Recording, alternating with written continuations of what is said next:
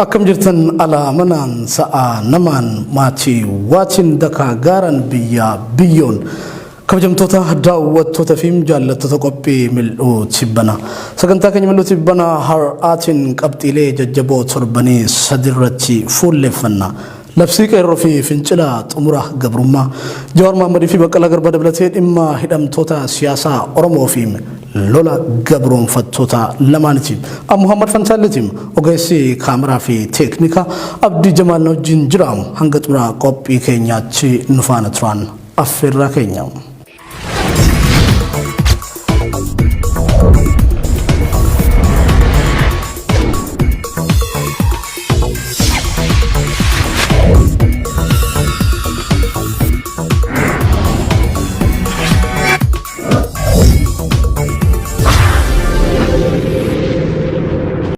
Labsii qeerroo fi fincila xumura gabrummaatiin eegalla qabsoo hadhooftuu walitti fufiinsan aarsaa lubbuutii hanga qaama hir'achuu akkasumas bara jireenya ofiitti wareegamuutiin godhameen wayyaaneen laaffattee teessoo geggeessummaa fi olaantummaa murna isiitiin qabamee ture akka harkaa fuudhamu ta'uu danda'e. Olaantummaan handhuura aangoo kan wayyaaneen to'attee turte kan laafes qabsoo qofaan osoo hin taane tarsiimoo fi geggeessummaa hayyoota Oromootiin ture. Gaffileen bu'uuraa afur Oromoof warra ijoo boba'aa qabsichaa turanidha. Dhimma Finfinnee afaan Oromoo afaan hojii federaalaa taasisuu fi ofiin of bulchuu yookiin nama ofiin filataniin buluuf ajjecha fiidhaan Oromoo dhaabbachuu akkasumas siidan gabroonfattoota Finfinnee keessaa akka buqqa'utu gaafatamaa ture. Haa ta'u malee jijjiirama sobaa maqaa haaromsa gadi fagoo jedhuun waggaa lama qofaaf mul'ateen kan qabsaa'ee sobamee dhimma Finfinnee ittuu ammaatee kondominiyeemni kooyyeeffachee walakkeessa lafa Oromiyaa irratti ijaaramee jiraattota Finfinneef kennameera. Bulchiinsi magaalaa Finfinnee ittuu bal'atee lafa Oromiyaa irraa murachuudhaan kutaan magaalaa kurnaffaan hundeeffamee jira. Afaan Oromoo afaan federaalaa haa ta'u jedhamee odoo gaafatamu guddina afaan Amaariffaaf jedhamee naannoo Oromiyaa keessatti Amaariffi kutaa tokkoffaarraa akka eegalu taasifamee jira. Hidhaa fi ajjechaan nurraa haa dhaabbatu kan jedhu ittuu caalee manneen barnootaa Oromiyaa keessaa hedduun gara mana hidhaatti geeddaramanii jiru. Mirga ofiin of bulchuu Oromoon gaafate gara dabarsuudhaan maqaa paartii bilxiginnaa jedhuun seera namni kamuu bakka itti dhalate bulchuu danda'a jedhuun Ormi lafa Oromoo irratti dhalate carraa namaa fi biyya Oromoo saamuu fi bulchuu jedhu argateeti jira.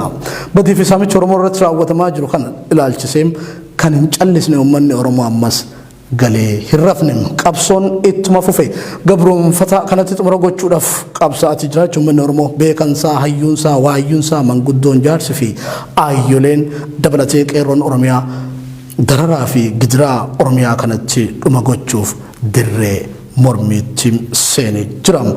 Sadaasa kudha lama bara 2010 irraa eegaluun guyyaa hin murtoofneef qeerroon Oromiyaa bilisummaa Oromoo dhugoomsuuf golee Oromiyaa hundarratti fincila xumura gabrummaa jechuun labseet jira. Labsii kanaanis ammoo lagannaa gabaam uggura geejjibaa fi warraaqsa qabsoo xumuraatiin sochiin eegalamee jira. Labsiin qeerroo kun marsaa shanaffaan erga labsamee booda kan ammaa kun ammoo labsii xumura gabrummaa jechuun guutuu Oromiyaatti fincilli boba'aan dhoohee jira. Oolmaa guyyaa tokkoffaa fi lammaffaa fi sadaffaatiin godinaalee aanaalee fi magaalota Oromiyaa garaagaraa keessatti warraaqsi xumura gabrummaa bifa ajaa'ibsiisaa ta'een baqaqee jira. Sochiin konkolaataa aanaalee hedduutti kan dhaabbate yoo ta'u aanaalee Oromiyaa muraasa keessatti immoo xiqqaatee jira. Qeerroowwan hedduun humnoota addaa poolisii Oromiyaatiin wareegamanii jiru. Akkuma hayyuun Oromoo Jawaar Mohammad jedhame dhawaata dhiigni dhangala'uun dhiigni danfaa deema. Munni shiftaa bilxiginnaa biyyattii afaan qawweetiin ukkaamsee bulchuuf marxifatee ka'e miira abdii kutannaa agarsiisu jalqabee jira. Keessumaayyuu maatii qabsaa'otaa ajjeesuu, hidhuu, manneen jireenyaa jalaa gubuu qabeenya isaanii saamuu fi doorsisuun biyyattii keessatti bifa ija baaseen mul'achuu jalqabeetii jira. Tibba kana obboleessa rogeessa Oromoo kan ta'e Yaayyaa Bashiir barsiisaa Gaalib Abbaa Saambii humnoota abbaa irree badii tokko maletti rasaasa afuriin erga rukutaniin booda bosona keessatti gatuun namni argee fuudhee hospitaala Jimmaatti gargaarsi yaalaa taasifamaa ture. Obboleessi keenya kunis haleellaa rasaasa sanarraa dandamachuu dadhabuun lubbuun dabreetii jira. Akkuma yaadatamu dukkaanni obboleettii Jawaar Mahammad murna shiftootaa kanaan saamamuun ni yaadatama. Murni bilxiginnaa erga abdii kutatee booda maatii qabsaa'otaa gidirsuun ifatti mul'achuurra dabree gara gaagama lubbuu namaatti tarkaanfatee jira. Namoota to'atamanii harka mootummaa jiran guyyaa adii mana hidhaa keessaa gadi baasee ajjeesuu jalqabee jira. Kanaaf Oromoon labsii xumura gabrummaa qeerroon Oromoo labsite hordofuudhaan sirni abbaa irree kanatti xumura gochuuf akkuma kaleessa wayyaanee qeesitti galchetti sirna kana ofirraa fonqolchuuf hanga xumuraatti qabsaa'uu akka qabuun qeerroon Oromoo fi hayyoonni dhaamsa dabarfatanii jiru. Isin yaadachiisumaaf labsii qeerroo keessa tarkaanfiiwwan fudhataman tokkoffaan daandiiwwan guutummaa Oromiyaa keessa jiran cufuudhaan uggura geejjibaa fi qoqqobbii dinagdee adeemsisuu. Haaluma kanaan konkolaataan mootummaa kamuu ambulaansirraa kan hafe Oromiyaa keessa socho'uun hin danda'amu. Konkolaataa fi dogdoqqeen sirna shiftaa kamuu kaabinee fi basaastota fe'ee gandoota araddaalee Oromiyaa keessa socho'u xiyyeeffannaa addaatiin ni hordofama. Socho'uuf yaalii kan taasisan immoo itti gaafatamummaan kan mataa isaanii akka ta'u qeerroon kan dabarse.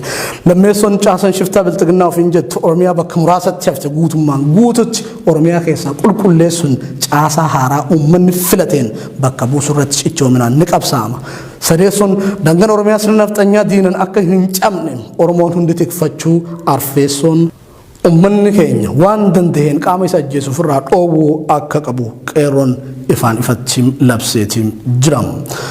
Duula Oromiyaa diiganii akka sabaatti Oromoo dhabamsiisuuf nafxanyaan bantee jirtu kana ofirraa qolannee biyya keenya Oromiyaa diinarraa ittisnee ofis akka sabaatti oolchuuf Oromoon hundi bakka jirru dammaqee akka hirmaatu waamichiin qeerroorraa dhiyaatee jira.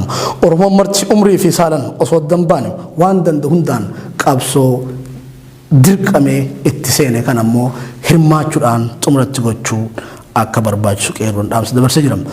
Xumura yeroo ammaa keessa jirru kanatti Oromoon gaaffii siyaasaa gaafatee deebii argachuun hafnaan Oromoo ta'ee lubbuun jiraachuun isaa yakka ta'eera.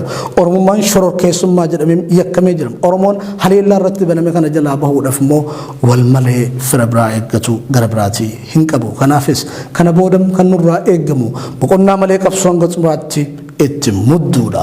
Oromoon duula waamicha sirna shiftaa biyyee fi sirna nafxanyaa Oromiyaa keessaa qulqulleessutti hin hirmaanne jiraachuu hin qabu.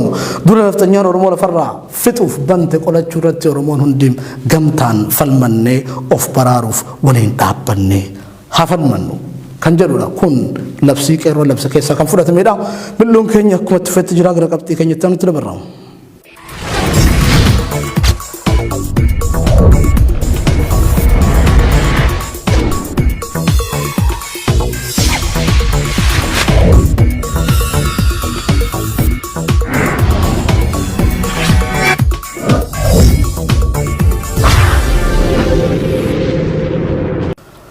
Tololitti deebinee jirra gara qabxii keenya lammaffaatti tarkaanfanna. Qabxii keenya lammaffaan dhimma hidhamtoota siyaasaa Oromoo obbo Baqqalaa fi Jawaar Mahammad, Abdii Raggaasaa, Koloneel Gammachuu Ayyaanaa fi kanneen biroorraa waa dudubbanna.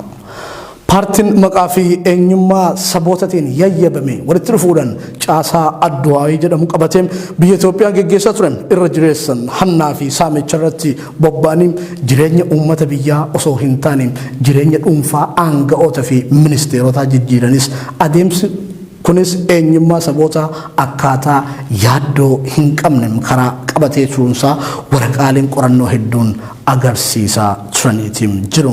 Gama biraatiin mooraa qabsoo leellistoota biyya tokko afaan tokkoo fi amantii tokko jedhan keessatti ammoo waa'een sabaa fi sablammii akkasumas ammoo mirga ofiin of bulchuu fudhatama qabaachaa hin turre. Kanaafis ammoo gaaffin isaanii jalqabaa maqaa sabootatiin wanti bu'uureffame marchiin akka diigamu akka baduu fi dhabamu ture. Adeemsi ministeera muummichaa Dr. Abiyyi Ahmadis kan amma yeroon isaa irra ture gaaffii mooraa qabsoo leellistoota Itoophiyaa kan ta'e kana deebisuudhaan kan eegale ture. Paartileen maqaa sabaatiin yayyabaman danuu balleessuu fi gatii dhoowwachuun adii aditti dubbatamuun jalqabame yookaan eegalame ture. Kanuma wal qabachuunis Dr. Abiyyi namoota isa deeggaran kanneen kaabinee fi kaadiree OPDO duraanii turan hedduu bakkatti deebisuudhaan akka ujummootti itti gargaaramuu eegaleen geggeessitoota jaboo yaada biyyi sababa malee hin fudhanne of duraa kaase geggeessitoota miseensa paartii bilxiginnaa hin taane kanneen dhageettii fi cimina qaban immoo rukutuu murteesse. Kanaanis qondaaltota dhaabbilee siyaasaa Oromoo dabalatee kan biroo hedduu mana hidhaatti guursise. Ilaalcha Oromoo kutaan adda qooduu fi sabboonummaa sabummaa xiqqeessuun caalmatti gabbataa dhufe. Ministeerri muummee biyyattii afaan guutuudhaan sabboonummaa xiqqeessaa arrabsaa fi sabboontotatti immoo dheekkamuu eegaleem. Kanaafis akka fakkeenyatti kan fudhannu yoota muraasa dura afgaaffii OBN waliin taasiseen gaaffii ati sabboonummaa Oromoo diigaa jirta jedhu kun dhuguma jedhuuf yeroo deebii laatetti sabboonummaan Oromoo waan hin jirre barbaaduudha jechuun fakkeenya fudhachuun sabboonummaa Oromoo ibsee dhaggeeffannee walitti deebinu. Tole Dooktar mee sabboonummaan isiniif maali? Dubbiin kun keessattuu yeroo gabaabaa asitti haala qabsoo uummata keenyaa joonjessaa jiru balleessaa jiru keessas hangafaati. Oromoon waan hin jirre barbaachuu keessa rakkachuu hin qabu. Kanaaf jecha tokkoon sii kaasuu barbaada. Barattoonni lama hiriyoodha. Hiriyoota lama ta'anii barumsa barachaa oolaniitu xiqqoo qe'ee keessa turu. Namoonni kaan barsiistonnis barattoonnis ba'anii deemu. Yeroo gara bakkeetti ba'anii hoolota sadii argatu. Argataniitu ijoolleen kun mari'atti. Yaa ijoollummaa keessa dhabnoo geetamu jedhamanii mari'ataniitu qalamii mana barumsaa keessaa fudhatanii guguddisaniitu hoolaa tokkoffaa irratti lakkoofsa tokkoffaa barreessu. Tokko jedhanii barreessu. Isa lammaffaa irratti lama jedhanii barreessu.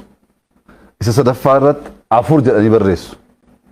Qalamii diimaa guguddisanii. Barsiistonni mana barumsaa dhufanii fooliin mana barumsaa jijjiiramee jira. Maaltu uumame jedhanii gaafa barbaadanii hoolonni fincaanii waa baay'ee godhanii manni babbadee jira. Kana booda hoolaa tokko gaafa argan lakkoofsa tokkoffaa qaba. Kan biraa gaafa argan immoo lakkoofsa lammaffaa qaba. Kan biraa gaafa argan lakkoofsa arfaffaa qaba. Barsiistonni kan arganii isa manni xuraa'ee ajaa'isan dagataniitu hoolaan sadaffaa badee jiraadhan. Hoolaan sadaffaa badee jiraadhanii barbaachuutti galan. Argachuu dadhabanii sana booddee barattoonni dhufan. Barattoonni gaafa dhufanii barattoota wajjin qe'ee mana barumsaa sana guutuu sakatta'aa barbaadaa oolan. Hoolaan sadaffaa badee jira. Kudha tokkoffaan jira, lammaffaan jira, arfaffaan jira, sadaffaatu badeedhanii. Ijoolleen barreeffama sana barreessan jiru lamaan dhufanii jiru. Woo dubbatanii adabamuuf deemu. Akka nama hin beekne warra hin beekne wajjin guyyaa guutuu barbaachaa oolan. Hoolaan sadaffaa sun hin jiru. Jalqabumarraa hin jiru. Yaadan jirreedha. Yaadan jirre ta'uusaa namni baay'een hin beeku. Hin beekuuf barbaade. Warri beekus immoo waliin barbaade. Warri beekus dubbatanii dubbicha sirreessuu badii ofii amananii irraa barachuu isaniitu akka hin beekne ta'anii warra hin beekne wajjin barbaachuu keessa deeman. Dubbiin Oromummaas kana, dubbiin sabboonummaas kana. Waan hin jirre barbaachuuf cinqamuun barbaachisaa miti. Haasaa Dr. Abiyyi kanarraa kan hubatamu sabboonummaan hoolaa hin jirre barbaaduu fakkeessuu isaati. Dabalataanis immoo sabboonummaan kalaqa namoota kashlabbee kanneen barsiisotaaf hin abboomamnetti fakkeessuun dubbachuu isaati ibsa miidiyaaf laateen. Irra deebi'uudhaan namoonni sabboonummaa biyyaa odeessuu dhiisanii sabboonummaa Oromoo bu'uureessan sunniin sobanii har'aa uummata burjaajessaa jiru jechuunsaa ergaa biroo of keessaa kan qabu dabarfachuu isaati. Dr. Abiyyi Ahmad ilaalcha faallaa sabboonummaa Oromoof qabuun caaseffama sirna mootummaa isaa gad fageessee dhaabuudhaaf ciiseen jiru. Kanaafis immoo hayyoota siyaasaa Oromoo qabsaa'ota wayyaanee kuffisuu keessatti qooda leencaa qabatan kanneen takka qabsoo Oromoo gananiin bayne qabsoo Oromoof amanamoo ta'an kophatti fo'uudhaan mana hidhaa keessatti dararaa jiran.